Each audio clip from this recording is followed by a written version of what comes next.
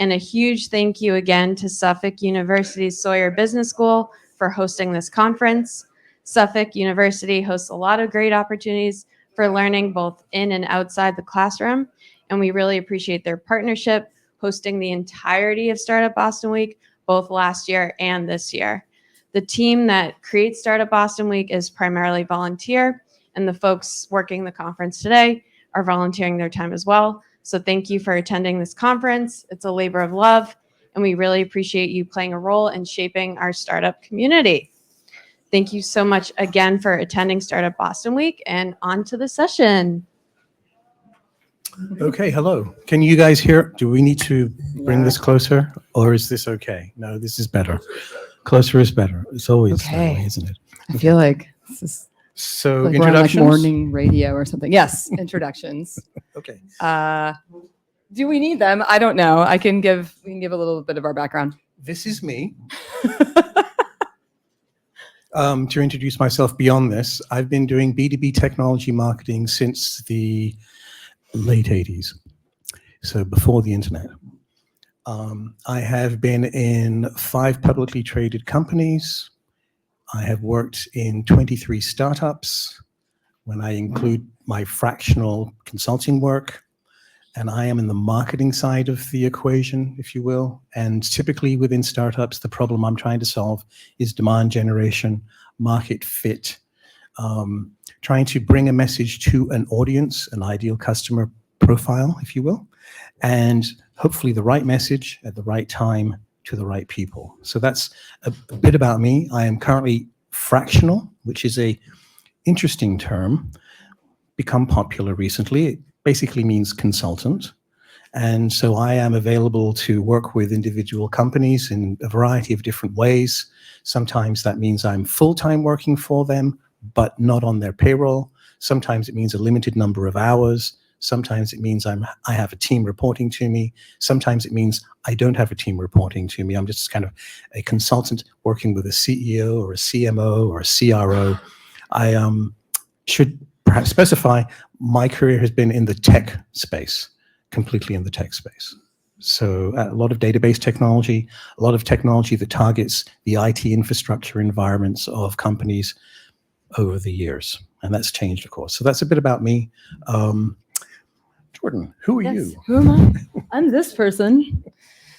And a little bit more about my background. I started my career in the year 2000. Oh, gosh. A little later than you. Yes.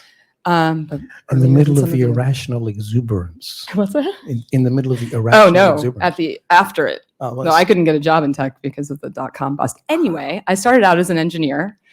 Did that for about a decade, but I was always that very annoying engineer that was like, why are we building this? Did we talk to anybody about it? Should we maybe talk to somebody about it? And eventually someone was like, you might be a product person. And I was like, oh, got it. Okay. So I have worked I'm also just entirely in tech, specifically software, internet-based software. And I've been at 4 startups. 2 of them I co-founded. 2 of them I was the first head of product. I also, relevant to this conversation, recently did a stint and have stayed on as entrepreneur in residence at a company called ThoughtBot, where I was essentially helping other founders get started. So 0 to 1 is my stage. If you've got like an idea kicking around your brain, but you don't know what to do next, like that's when I'm most useful getting to product market fit. So 0 to product market fit. Scaling, growth stage. I would love to go on that ride sometime, but I haven't been on it yet. It can be bumpy. Yes, seems scary. Well, it's not entirely true. One of those startups did sort of encounter product market fit and growth while I was there. So I have been over the transition, but I haven't joined a company at the growth stage. But that at ThoughtBot, I was entrepreneur in residence in essence, and launched an incubator there where we basically helped people launch things and sometimes pivot if they had discovered that the initial thing that they were doing was not resonating or going anywhere. So I'm the product half of this product marketing equation that we have here. But I think the work that we both do has caused both of us to really appreciate where that intersection lies. I can't do my work without someone right. good here. Exactly. And likewise. So, So that's oh, us. I didn't say what I Oh, currently one do. I'm currently the co-founder and CTO of a early stage startup called Holler Hype, which is a voice messaging mobile app. I should say that. Startup number 4. Okay. Okay, so we've introduced ourselves. Now it's time for you to introduce yourselves. Rather than go around the room, because that would take a long time, we'll just do a show of hands, perhaps. So who here is a founder or a CEO or the head of their company, idea, unit, thought? Okay, so there's a few of you, all right. Who here is in tech? Okay, so that's a bit more than half of you. This will be relevant then. Okay, that's good. Who here is, if you're not a CEO founder, could you just kind of call out a couple of different roles or jobs that you guys have got, just to understand what it is that you might be getting from us in this conversation? Mentor software. Investor, mentor, Internal software. internal software, research. UX research. Sweet. Data consulting. Yeah. Okay, great. Okay, cool. All right, so this is all going to make sense. Yes, this is going to be very relevant. Wonderful. Okay. Okay, so where do we start? What's the first question that we ought to address? We cooked up some questions for ourselves. Yes, we gave ourselves questions because. Okay. Where we wanted to start was, what is market research and what does it look like in the context of a startup, where you almost never use the phrase market research? Right.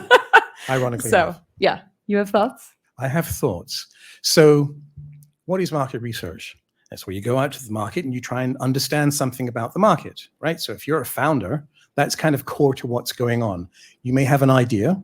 You may think that this is an interesting idea, and you're going to start to wonder, is this an idea that other people share? Is this an idea that actually someone would pay money for, right? So you probably would start by polling people who you think are the kinds of people who would benefit from this. That's the first step in your research, essentially, is you're trying to validate your idea. You're trying to figure out if you have idea fit, right? And you might receive some information back from your intended ideal customer profile, or who you think that ideal customer profile might be. The first thing perhaps to do is to write down some of your ideas and look at them and kind of try and put your own ideas in some sequence. And of course, if you've been doing this for a while, you've probably written and rewritten versions of this type of thing. What is my idea? Who am I approaching? And so forth.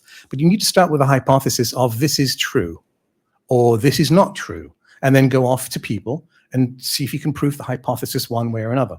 Market research done well follows the scientific method. You have a hypothesis and you try and prove it or disprove it, right?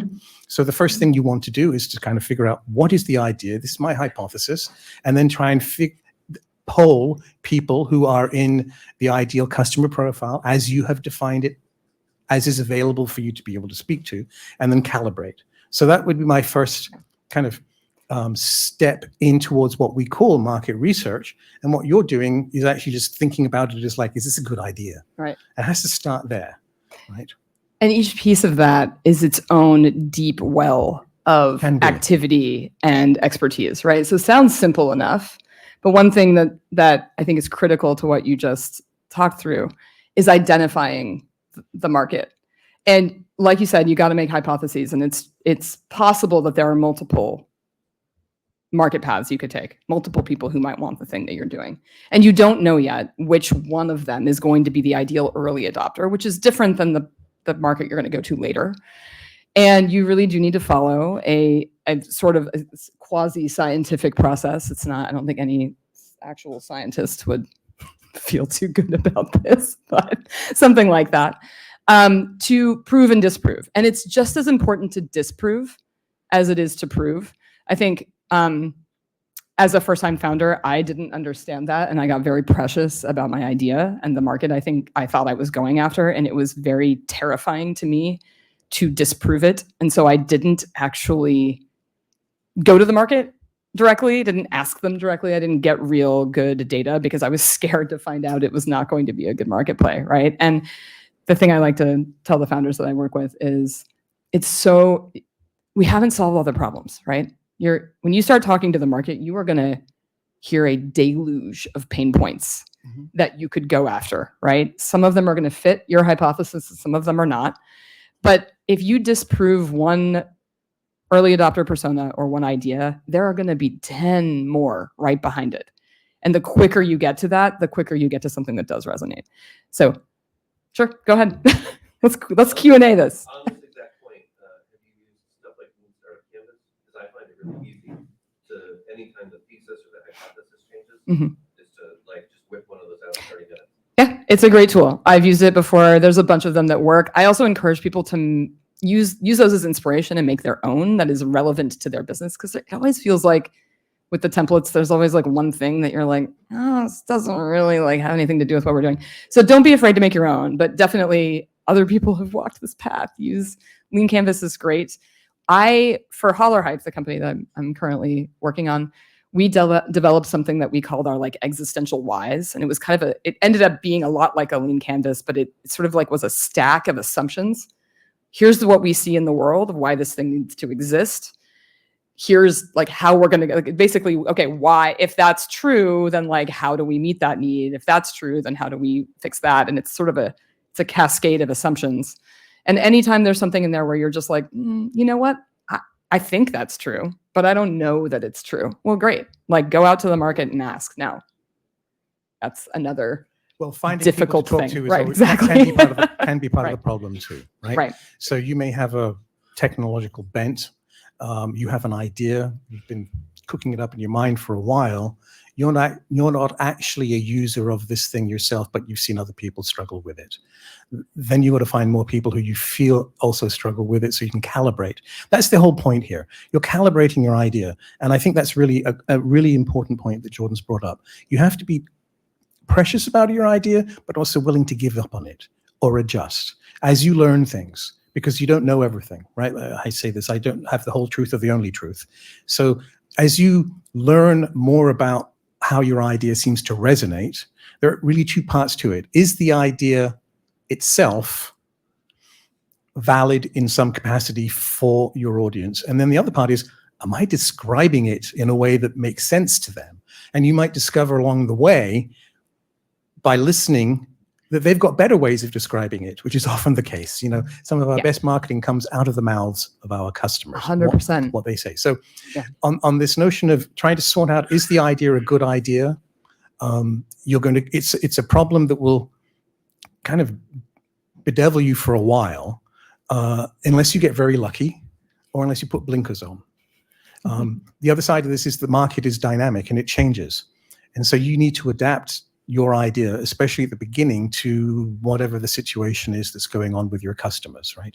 You're trying to kind of fit into their belief set. If they're going to be a customer of yours eventually, if you're going to build something that they want, you're developing something that they buy into. They buy into the idea of it.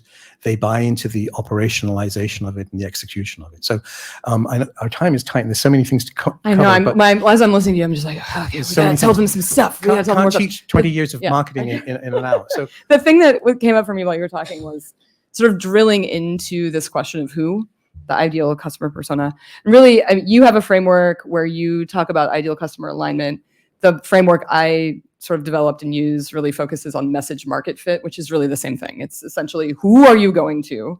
How do you find them? And how do you speak to them in a way that they can hear you, that resonates? And often the point that you made about just use their words. Like if you end up talking to 10 of the same type of person who's sufficiently narrow enough that they are truly the same, they have the same pain points, you will find somewhere between person number 5 and person number 10, people will begin saying the same sentences to you. It will creep you out. You'll be like, are they like looking at like, how is this happening? That's when you know you've really nailed like a sufficiently narrow niche. They're using the same language to describe the same problem. Great. Take that sentence and use it in your outreach. It's like a cheat code. I don't know. I feel like that's a thing I did wrong as well as a founder, is I was like, well, now I need to put that in my own words. Why? Right. No, I don't. Like, don't get creative. Your market is telling you what resonates for them. Reflect it right back to them. Like, is this you? Hey, I've been hearing from these other people that look just like you this sentence. Does that describe your situation? And it's remarkable how quickly things go after that, where people are like, yes, are you in my brain? How did you even know I had that problem, right? That's the thing that you're looking for. That is like the signal of, ideal customer alignment or message market fit. And it's when you know you have something. Now, that is not sufficient. That's great. That's a great initial thing. But I think one of the things I also learned painfully was that you can have those things and there can still be something about this market that makes them not good early adopters. Like maybe they are too expensive to reach. Maybe they have very long sales cycles and you have 6 months of runway and you're just not going to exist long enough to actually close a single deal, right? It's really important to make a big list of the possible ICPs. Don't just go with one and do this serially. Brainstorm. It'll take you an hour. Don't belabor it. Who are all the possible people who might want this? And then actually start to think through what are the dynamics that matter. The sales cycle. Can I reach them? How proximate to me are they, right? If I'm here in Boston and I'm a technologist, well, it's easy for me to reach other technologists in Boston, but is it easy for me to reach chefs in Hong Kong? Might be harder. I'm not saying I shouldn't try, but it will definitely be more challenging, right? So you go through each of those folks, those groups, and you figure out who are the best ones to go after. And then you just do sprint after sprint. Take a week. Try to reach them. See if they'll talk to you. Listen to what they have to say. If after a week or two, again, asterisk, depending on who they are and how easy they are to reach, et cetera. If you're not getting to that thing that I was talking about where it really feels like people are saying the same thing to you over and over again. And when you reflect that back to them, they're like, yes, take my money. You haven't even told them you're solving their problem. They're just so excited that you know how to articulate it back to them that they're like, please, yes, great. But if you're not hearing that, just move on to the next. Now you got a whole list. You don't have to be precious about this. Again, it's an iterative process. So I want to introduce a framework that I like to use, if that's okay, because I think it's helpful to see a big arc and then dive into the details. And we've dived into a first detail of an arc that I would suggest. So we often talk about the term product market fit. And if you are a founder or you're in marketing or you're doing research, you are trying to achieve product market fit or find a more perfect product market fit. And I propose there are 5 dimensions to this thing, product market fit. Right? So for many years, I thought product market fit meant the product works. It does what it's supposed to do on the tin, right? And that, to me, made it an engineering problem. And I'm in marketing, so I've got nothing to do with that. I'm just doing the messaging, okay? So I'm like, okay, fine. I lived happily in my ignorance. I say the 5 dimensions of product market fit you should think about. First is idea fit. We've been talking a bit about that. The second is timing fit. I'll go into that in a moment. So you could have a good idea, but it might not be the right time, right? Third is engineering fit. Fourth is message fit, which has got 2 components in it. And 5th is value fit, okay? Now, what's nice about this is that you've broken a big problem into 5 smaller problems, each one quite big by itself. And I would propose that product market fit is maybe the wrong term because it still, for me, connotes products, thus engineering. And what we're really actually trying to achieve is ideal customer alignment. And if we can align a good idea at the right time that works, that we can communicate clearly in a way that resonates with our audience and at a value point that makes sense for our audience to address this issue with our solution, right? Then we are aligning with our audience. We can be strong or weak on any of these 5 separately, right? You could have great products, but you haven't found the messaging that resonates yet. You haven't found the narrative that your audience, your intended audience, recognizes and feels, and then perhaps you have, but you haven't articulated in a way that they get, right? So there's that. The other aspect of this that's really important, I think, is it tends to make the problem of ideal customer alignment a whole company problem, okay? It's not just on the back of one group or another. And so as a founder, perhaps as a seed round founder, you're not at that point where you have groups and departments and people and so forth. But I want to break out those 5 points, and then we can dive into each one of them a little bit, because you can start to say, okay, well, how do I have a good idea? I think, is the timing good?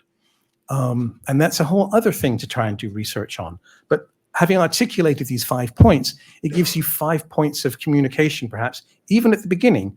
Is this a good idea? How would you communicate it? What's it worth to you? Does this feel like a good, are you ready for it? Is it a good time? So even at the very beginning, you can start to do some of this calibration along ideal customer alignment, right? So that's, I want to kind of bring the problem up a level so that you can choose to dive deeper if you wish, but it makes it easier to see the big arc, I think, from the beginning. So I wanted to kind of like get that off my chest, I guess. Well, I think one thing that stands out to me about that is that often it gives a really holistic picture. Often what happens as when you're a founder is that you are coming to that entire suite of problems as an expert in one of those problems, maybe two, right? And so you kind of just forget that the rest of them matter, probably because you're just very dimly aware of them, but you also are just like, I don't know what to do about any of this, so I'm just going to work on the stuff that I know how to do. So like, as a first-time founder coming out of an engineering product background, I just built something. I was like, that's what I know how to do. Right? Well, alas, that is maybe 20% of the problem. And in my case, I actually think it was like way less than that, because the idea was just not that hard to build. Like, it just didn't require as much effort as I put into that. And the other things that I was ignoring that I almost like didn't know I didn't know. It's not like I wasn't being opinionated. I wasn't like, I don't care about those things. It was like I literally was unaware of them, right? Like, and the learning curve to have built something and invested, in our case, 12 months of like development, design, all this stuff to like build a fully featured, beta product, only to enter the market. And of course, the market was like, I'm sorry, what? We care why? Honestly, who is this even for? Like just nothing. It was like crickets. And it was like, oh, we have made a horrible mistake. And then I had to spend the next year. Luckily, I had enough runway for this, which is insane, that I had 2 years to blow figuring this out, which mostly I can't, I mean, you shouldn't waste 2 months on this. Like the fact that I spent 2 years. Well, let's put it another way. This problem of ideal customer alignment, or product market fit, the old word that everyone uses, is a forever problem. Right.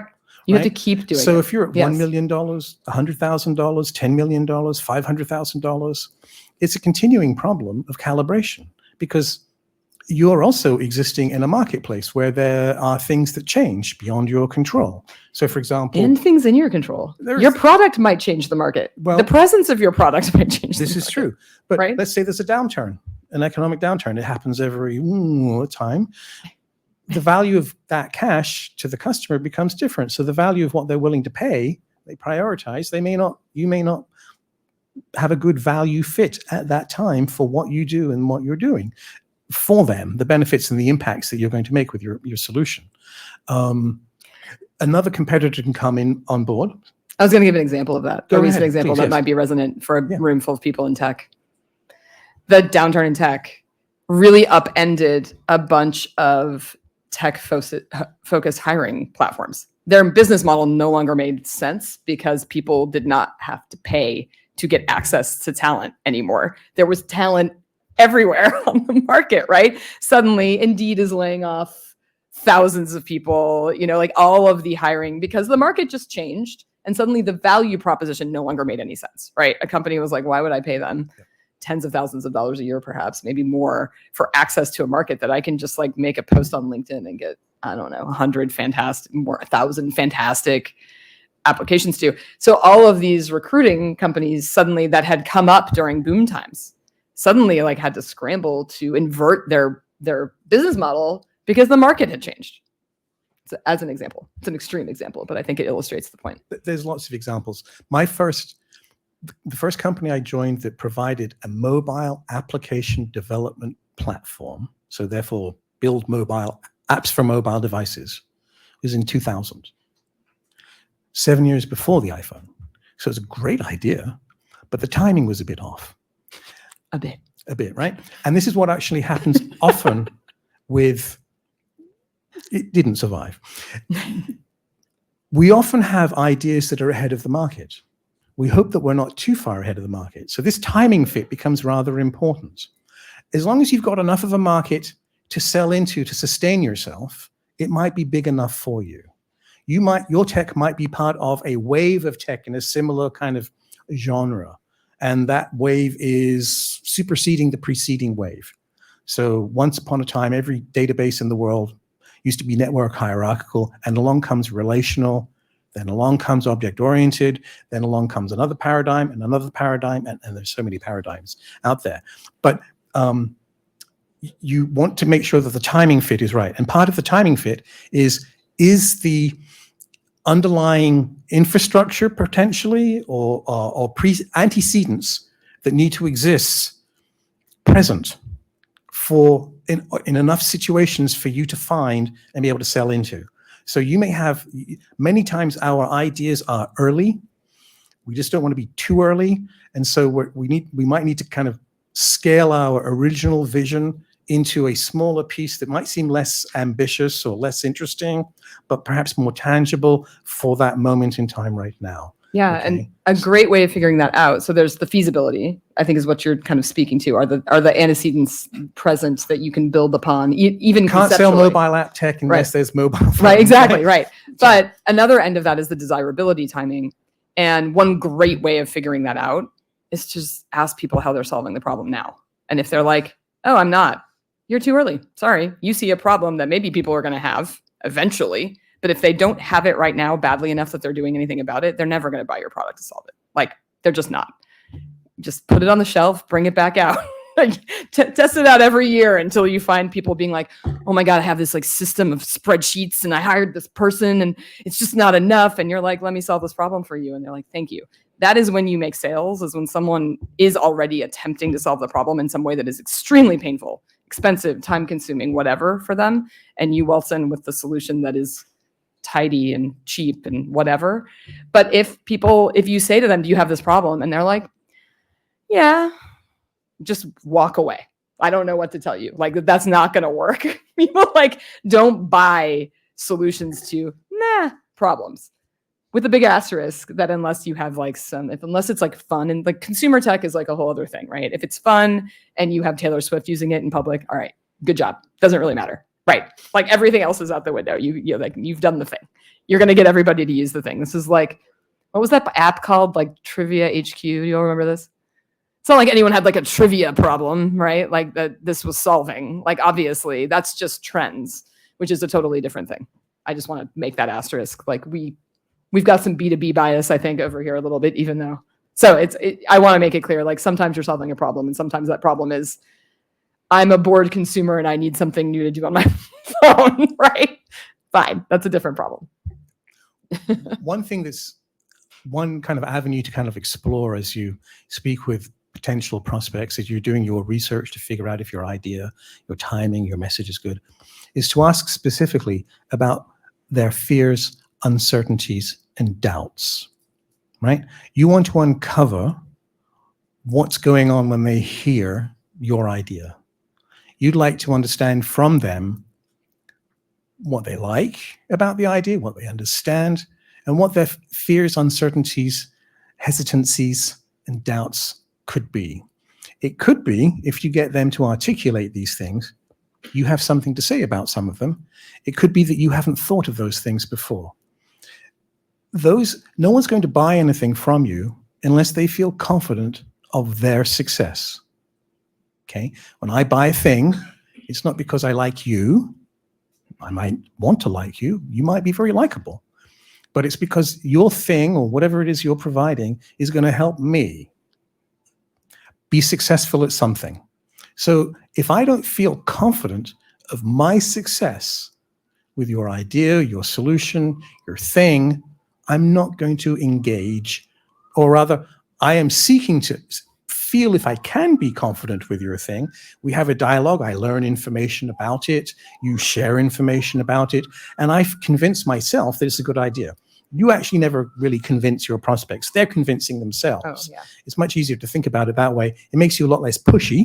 And as we learned from Newton, for every action, there's an equal and opposite reaction. So you want them to choose you. Okay. So to choose you, I need to have the information to assuage my fears, uncertainties, and doubts in some capacity. So if you can uncover what they are, and different people at different points, depends on what you're selling, of course, right? Do you sell to an individual? Do you sell something that needs to be agreed to by a committee of some type? There can be many aspects to this, and different people, based on their roles, based on their KPIs, are looking for you to help them succeed with their thing within it, right? So this notion of fears, uncertainties, and doubts. A good sales rep, if anyone here has, we're all going to wear a sales hat as a founder at some point, right? We're trying to convince, in a way, and they're not going to do anything with us unless we have satisfied that this is going to be a solution that will work for our prospects. I'm turning my sentences around. So the point being is, a good sales reps will always fish for these fears, uncertainties, and doubts, because they're trying to uncover them, because those are the blockers, and they're not necessarily being articulated to you. So you need to find ways to get them out. So as you do your idea fit, as you do your timing fit, as you do your engineering fit, as you do your message fit, as you do your value fit, those are 5 different things to have fears, uncertainties, and doubts about, theoretically speaking, right? You can make a grid. You can kind of map things out. It'll be changing as your market changes. But think about that, because it'll help you fast forward to, well, where is the value in what I'm providing? Or how do I address that situation? Or that's actually kind of valid. I hadn't considered that yet, but maybe I do need to, or maybe it calibrates me, because these people have so much fear. Maybe these people don't have so much fear. Right. We often talk about early adopters and then laggards, especially in the technology space, right? So you may, depending on your technology and your idea, be looking for early adopters. Then that'll help, perhaps, because they have a different relationship with risk that way. So that I just wanted to kind of drop that a idea. great way to do that, to get super tactical. I feel like we have a nice little back and forth going on here, where you do like a high level theoretical thing. And I'm like, here's the thing you got to do. When you get your ideal folks on the line, it takes some practice. I would highly recommend making scripts. You don't read from them. You just make sure that you're kind of thinking through the questions you're going to ask them. And the question I almost always start with, in order to get the conversation immediately to a place of emotional grounding, is, tell me about X. And you really want to invite them to monologue. You don't ask a yes or no question. That stops conversation. And beginning it with, tell me about your job. Honestly, my best research conversations, that is the first and last thing I said. And then, 30 minutes later, I was like, that was fantastic. Thank you. Because you don't want to lead them to your problem. You want to know genuinely if they actually have your problem. And so asking them directly about the problem, you've already ruined this conversation, because you can't know if that's important to them. You just ask them about it. So if you say, tell me about your job, and like whatever they start talking about first is so revealing about what, and what's their vibe. Are they like, man, I love my job, everything rules? Well, okay. That might not end up being a great market. But if you're like, tell me about your job, and they're like, and then they start talking about something. So a great example of this, there was a product I was working on with a founder. This was a couple of years ago. And initially he thought the product was going to be for product managers. And we did a bunch of interviewing around it. And they had that response. They were like, this is great. I feel totally in control. Whether that was true, doesn't matter. It's about how they feel, right? And we were like, okay, this doesn't seem like they don't seem like the people with the problem that this thing is going to solve. And I was like, I have a hunch that engineering managers might actually be the better target for this. It was a thing where those folks were going to have to collaborate inside of a tool, to your point about like groups. The founder was just like, he's a product guy. So he's like, I don't want to talk to engineering managers. So I was like, let's just do the sprint. We'll talk to some engineering managers. And so it was like, tell me about your job, right? They're engineering managers, right? They used to be engineers. Now they manage engineers. It was like comical how immediately it was apparent that these people are beleaguered and they all have the same problems. Like, it was overwhelming. It was one of the clearest market signals I've ever been involved with. It was wild. They were like, well, I got this team. Everybody's different, motivated by something. I don't know how to motivate all of them. Like, I'm not trained as a manager, but I'm also just like my company doesn't have enough money to like hire a coach for all of us. And I'm used to using software. If there's like a piece of software that could basically coach me into being a manager, like just describing a thing to us that was like very adjacent to what we were building. That's the kind of conversation that is rooted in someone's fears and problems, right? And only because we got them there first. And I didn't say anything, right? I wasn't like, tell me about motivating your team. That would already been a problem, right? Maybe motivating their team isn't a problem, but if I ask them about it, they're going to give me an answer. They're going to make up an answer about motivating their team. But so always start with the most open-ended question, and you're going to feel like a goofball. You're going to be like, this is ridiculous. Like, this isn't how people have conversations. Trust me, no one ever gets asked these questions. And the more you can make these research conversations feel like therapy to them, the better for you. You learn everything that is going on with them, their hopes, their fears, what's working, what isn't. And they feel, I mean, the amount of times I've gotten to the end of these and they're like, can we talk again? And I'm like, bro, this was like a market research conversation. Like, you should not be trying to but that's you've succeeded then. And if you, again, it's not merely about that. You got to do that conversation correctly to get the information you want, but you also need to find the pattern. So you're having multiple of those, not one of those conversations. I don't want to build a tool for this one person I talk to. I want to figure out if there's like a big opportunity across people. And so if you do what I just described, but you're hearing different things from everybody, that's fine. Probably you haven't zoomed in enough. Probably you're talking to, I was speaking specifically to, I should be clear, engineering managers at companies of a very specific size, where they were the only engineering manager. They probably had 2 engineering teams. Like it was very specific, right? And that's why their problems were all the same. If I was just like engineering managers, when I talked to like an engineering manager at Meta and an engineering manager at Ford, their problems are not going to be the same, right? I would not have seen the clearest signal. Sorry, go ahead. Just ask how you found the engineering managers and also what forum you talked to them. Yeah. Great question. So this is finding people, right? It's very organic to, again, your list of people and who they are. This is super important. Like engineering managers. Hey, engineers hate LinkedIn. Just one news flash. It's changing a little bit as like other places have kind of dried up. But in general, they don't like hanging out on LinkedIn. So me like going to my LinkedIn network and trying to talk to people wasn't very successful, right? However, talking to so this is start where you are with who you know. I know that sounds like empty advice, but you always know somebody who knows somebody. And the more you can pull those strings, the more you're likely to get someone who will actually talk to you because they have a connection to you. When you're first starting out, you need to get to a place where you are trying to cold outreach to people to test your messaging and whether it works at scale. But when you're starting, you find the people where they are. So in this case, I am coming out of tech, right? So I just went to people I used to work with who are now engineering managers. I was like, hey, and this is like over email. I'm like, you're an engineering manager. Will you talk to me about this? They're like, sure. But beyond that, you go to where they hang out. Are they hanging out, on like, what's Y Combinator's? Sorry, I'm a CTO and I can't think of the name of this thing right now. Hacker News. Thank you. Hacker News. I'm like, come on. HN. What is the HN? Okay. So like Hacker News is where people hang out. Great. Go there. Make a post. Like they don't like posts like that on Hacker News, but like, I don't know, whatever. You got one. Go to the engineering managers subreddit. And that's a great place. Reddit is a fantastic place to just listen. Just go see what people are talking about. Are people talking about the thing? Go to the subreddit for your market. I promise you it exists. And then see what the hell they're talking about. A different product I was doing research on a couple of years ago was targeting parents of kids who were in a particular place around saving for their kids' college education, let's just say. So we went to the personal finance subreddit and just searched for like my kid, like college savings, and just saw what are people talking about? Are they talking about the pain point we think they have? But that's, you can't reach out to people there because it's against the sort of spam rules. So you really got to find a venue, but really just look at your own network. Where have you worked? Call up the engineering managers you've reported to or that your friends have reported to.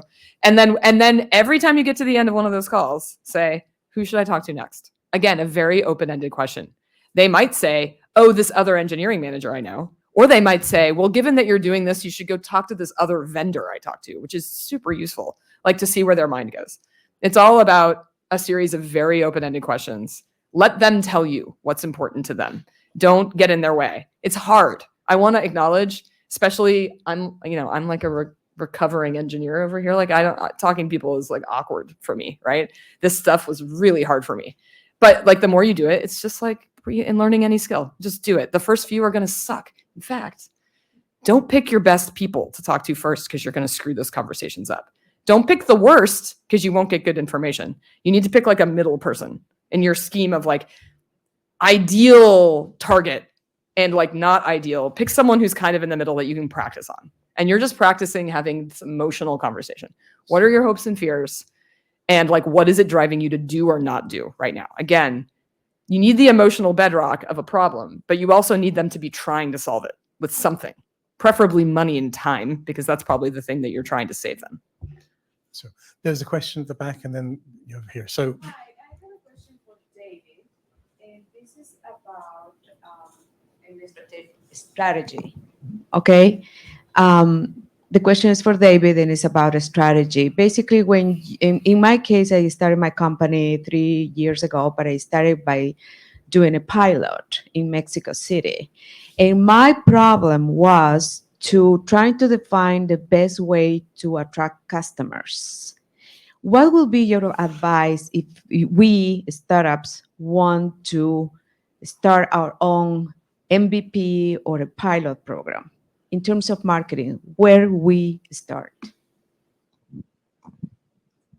So that's a great question, and it's a very real question, right? We need to have enough income to keep the lights on so that we can continue to develop the idea. And the idea at that point is somewhat only half-baked, perhaps, right? Depending on what the idea is. Some of the people you've been doing your research with may become interested in your idea. They become a great place to go and ask, well, would you be willing to pay? And then you give them a deal. Back in the old days, we used to talk about beta customers, right?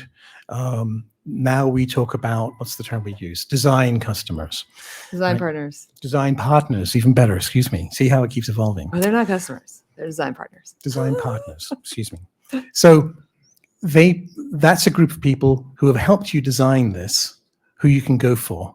And you may be selling to them the idea, this is something that we can tune up to be a better fit specifically for you.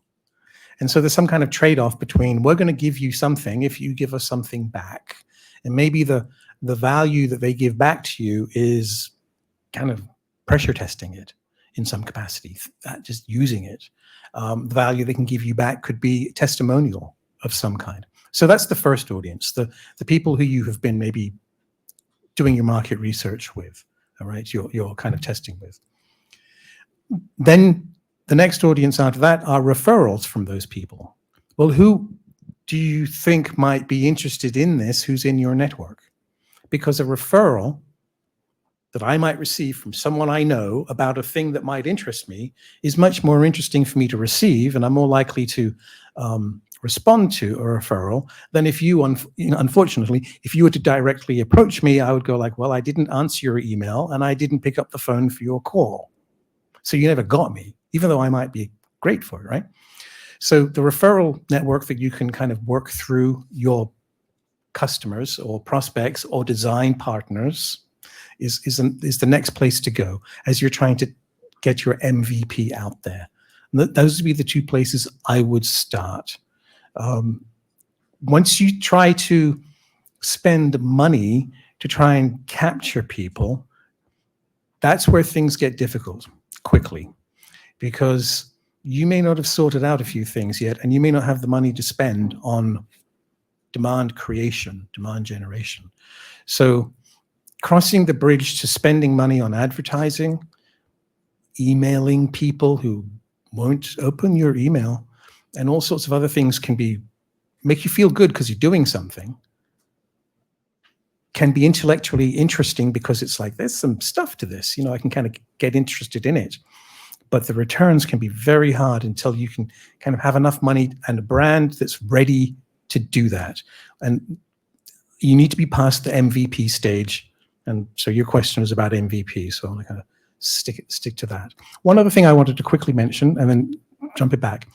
when you're having all these conversations with different people, today we've got tech to record these things.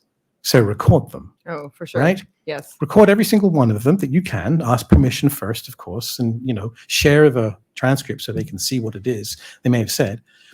Take all of those, put them into whatever kind of word processing thing you like to play with, make them files, upload them to ChatGPT. You've got 5, 6, 7, 10, whatever they might be, and ask ChatGPT a few questions. Name each of these documents, name these people, Bob, Mary, Joe, 1, 2, 3, whatever you want. And you might ask a question, some simple questions. When you read through these transcripts, first you go by one. What is this person talking about? What are their problems? And you kind of beat the data to death, right? So there was someone here from the data world. You ask some simple questions to help prize out some of the things that you missed in passing, because stuff goes by quickly. We're thinking of something, they're telling us something, we're thinking about something else. We didn't get it, right? So there's that. So once you've got these kind of summaries and these different ways of articulating that ChatGPT can help you discover, then you might put all 10 of them in, if you've got 10, and say, what's similar across all of them? What's different across all of them, right? What's unique to each one? And what's similar to each one? And so the challenge of going from what we might call exploratory research, which is if you're doing the research kind of thing, right? There's exploratory research, which is trying to gauge what the issues are. It is focus groups, if you do those types of things. It's individual interviews and so forth. It's very much more text-based. It's ideas and thoughts and concepts. What you're trying to figure out is the relative importance of things. And that's when you do quantitative research, which most tech companies don't engage in until much later on in their development. But with ChatGPT, you can kind of prize out the themes if they weren't evident to you already, right? And in many ways, working with ChatGPT, you can say, I want to be curious about this theme. Is it present? Who's articulating it that way, and so forth and so on. So it's helpful to have this outside-in perspective on the things that have been written down that you've got transcribed here. So if you haven't used ChatGPT or Claude for this type of activity, it can be extremely helpful. Be careful of the questions you ask, because it's a bit like a puppy. It wants to please. So it'll pick up words in your questions as leading indicators of where you want it to go. So try and make sure your questions are a little bland, right? Kind of generic. What do they like? What do they not like? What did they talk about? Simple stuff, right? Not trying to put an emotion into the question. So anyway, I just wanted to drop that in because these tools are so powerful. Almost exclusively, I've been doing this research over, Google Meet or Zoom, where you can record really easily, That's right. Which is awesome. And you can do a ton of them in a day. Another about where to find people. Another great tool for this is userinterviews.com. They are not paying me to advertise them. They are just a really awesome way to find people. So once you've gotten a little bit beyond your own network, but you need more of these people, it's a great place because you can really be specific about who you're looking for. Like what I was saying, you can say, are you an engineering manager who manages 2 different dev teams, and your company is this big and has this much revenue, and you've been doing this for this many years? And then you can look at when people sort of reply to your project, you can decide whether you think that they fit or not.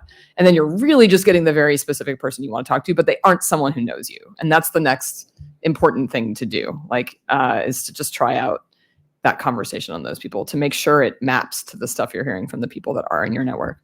Because like human beings and ChatGPT, people like to please you. Right. And this is a thing you're having to fight against as a founder constantly, is that people are just going to be polite, and it sucks. You need to really cajole people into being honest with you. You need to be extreme, and even then people still won't. If you're like, I need you to tell me if this sucks, and people are just like, no, it's fine, man, you're great. And you're like, that's not what I want to hear. Exactly. It's fine is the worst reaction. There's a bunch of questions. Yeah. Let's try. Sorry. There was another question back here, and then it's come to you. Yes. Sure. I think you might have answered it a little bit, but thank you so much for the insightful information. I wanted to ask you about the product market fit. So where you are in the exploratory phase. So if you've done kind of your customer discovery, trying to identify the unmet need and kind of what's the pain point, is the product market fit framework then relevant when you come up with the actual idea, or how do you test that in terms of that whole journey? Yes, it's organic. It changes all the time, right? So product market fit is not static, okay, and it's not binary. It's not all the way on and all the way off. It's obviously for different people relative, and for populations of people, of course, then relative as well. And it's not static because things happen in the world that change the relative fit of any of these different 5 dimensions. So we talked about an economic downturn, so value becomes a problem, or a competitor comes into the market and adds a capability that you don't have, so your engineering fit just isn't there. Or maybe you added a fit and everybody else is now trying to catch up with you. So these 5 different dimensions I like to talk about are dynamic. You may have some that you're better at or worse at, and you may think of different ICPs or related ideal customers having different levels of fit. So a classic example could be, we have a thing,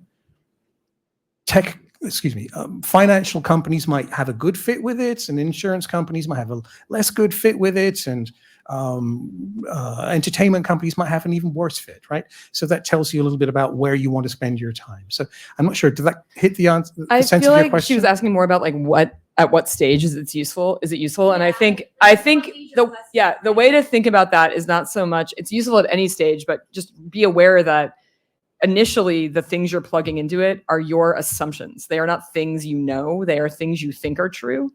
And with any framework, this one or anything that you end up using, when you're at a very early stage, you're just filling in blanks. It's really important to get your assumptions about what you're doing out on the table so you can see them clearly and then do something about them. Like, you need to evaluate each. So if you think you've got an ideal customer persona, great. You list that, and then you have to ask yourself, why do I know that? Do I know that? How confident am I? And it's fine if you're not. It's fine if you're like, I literally have no idea. Maybe you're a non-technical solo founder, and the piece of the framework that you're the least confident about is the tech stack. You're like, is this buildable? I don't know. Like, it's great because it gives you a map of the holes you need to fill. Okay, well, I don't know how feasible this is, which means I need to figure that out, which means I need to find someone who can look at it and tell me. Okay, great. That gives you something you can do.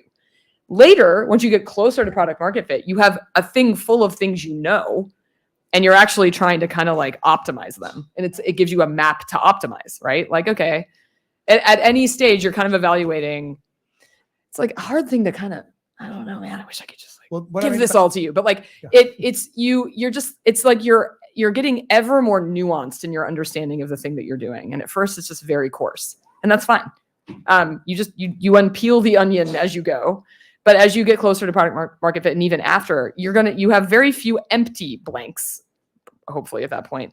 But the ones you have, you're like, okay, we have an answer here, but I'm not satisfied by this answer. It feels a little bit like, like I need to drill into that. So it's giving you a map of what you need to go find out, which is great because it gives you something you can do and something you can measure.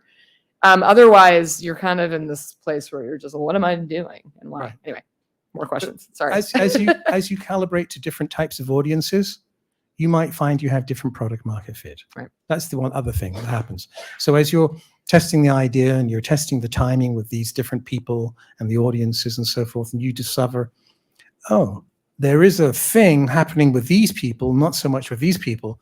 Now all of a sudden you discover the rest of the fits, if you will, the 5 areas that you need to work on. There was there's questions, yes. People up here. You want to go? And then you'll go. Mine is related to that. Okay, question. great. So I think from what I understand from that question, also the questions that I want to ask is, I understand a lot of the power of research they can have on validating the problem that you're going to be solving for. But because you have said very well that people are polite and also they're very bad at predicting their own future behavior, then how easy is to validate the actual solutions? That perhaps something that's not on the market, and then do you actually need to build it and then see actual sales? Okay, the best approach to this. Sorry, this is a little bit more into like their actual wheelhouse. Yeah. Oh yeah, the question is basically, it's one thing to validate the pain point and the market. It's another thing to evaluate whether your solution is actually meeting that pain point without spending a ton of time and money to build it, right? How do you do that? How do you validate that without going away into a hidey hole for 18 months and then coming back out and being like, oh, whoops, this was the wrong thing. So, I mean, it really depends, with the big asterisk that it really depends on what you're building. Like if you're building a fusion reactor, okay, I'm sorry, that's different. It's different. But if it's software, it's really important to get clear on sort of, you said this earlier, the smallest unit of value that you want to deliver first. What's the most important thing to solve first, and the smallest, like just what is the biggest value add you can bring for the smallest effort? And then make a design, draw a picture on a napkin and be like, does this, honestly, it sounds insane. It sounds like I'm being glib. I'm not. It's the best way to start, because you can be like, does this seem like the thing that would solve this for you? And again, you're going to get these great wild answers that you never would have anticipated, where they're like, okay, well, assuming that's a mobile app, and in your mind, you're like, that wasn't a mobile app. Okay. Whoa, they wanted a mobile app? Like, just every single reaction you get to any amount of thing you put in front of them is going to be wild and awesome, right? And that is like long before, like, you don't need to know how to work Figma to do that. Like, honestly, just draw a picture on your phone, whatever it is. That's where you start, and you'll immediately start to get feedback. And that will help you understand what you need to do next. Well, maybe I need high fidelity wireframes next. Okay, cool. Let me do that. And maybe what you're testing isn't the UI, but is actually a workflow. Cool. But maybe it is a UI. Maybe it's a single page. It really depends on what you're doing. But like I guarantee you there are very low lift ways for you to test this without building anything. And all day, every day, more low code, no code things are coming on the market where you can actually build an app like without doing a whole lot of like coding, which is great. I'm like a huge fan of those things. But always think of them as disposable. It's better. One of the reasons it's great to draw a little picture is that you won't get attached to that. That's garbage. That's literally a piece of garbage. So like whatever people's reaction to that is, you won't feel like, I spent 20 hours making this beautiful thing and now these people hate it. Like, you really want to guard against that, because it's all of us feel precious about a thing we spent a lot of time on. So the less time you spend on it, the better. And like, you're really just testing single things. Test messaging, test a UI. Does that help? Yeah. There's many questions. I want to drop two ideas and then go straight to questions. If you're later on in your ideas development and you've got a web page, I want to turn you on to a vendor called winter.com, WYNTER.com, WYNTER. And what they do is they will find people, they've got panels of people who will look at your homepage and tell you what they think. And it's very interesting to get the feedback on what people think. So you may not, if you're just starting out, you may not, that's not where you're at yet.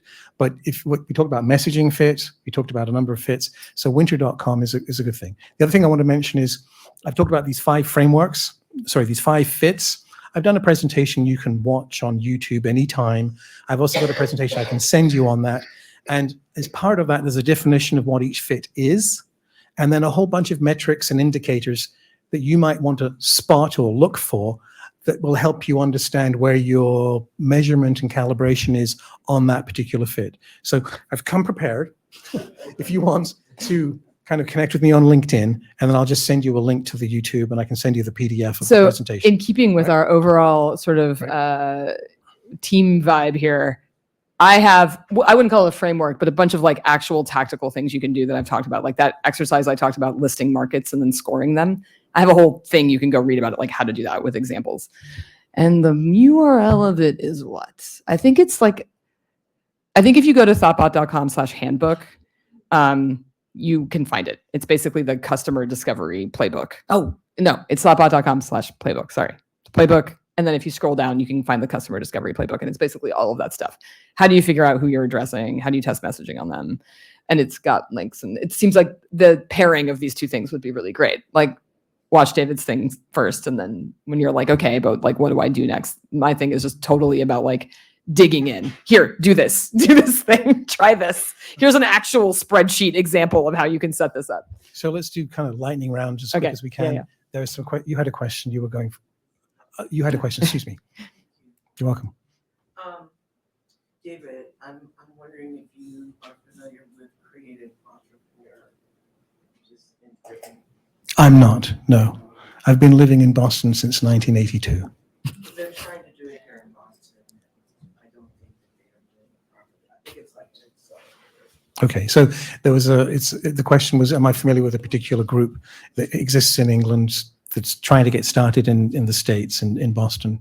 I'm not familiar with it, so thank you. But perhaps we can talk about it offline. Another question.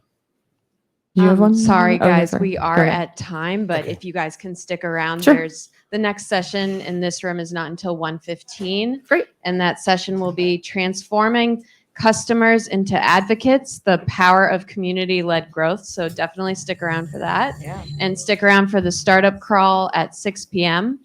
And yeah, thank you guys. Yeah. So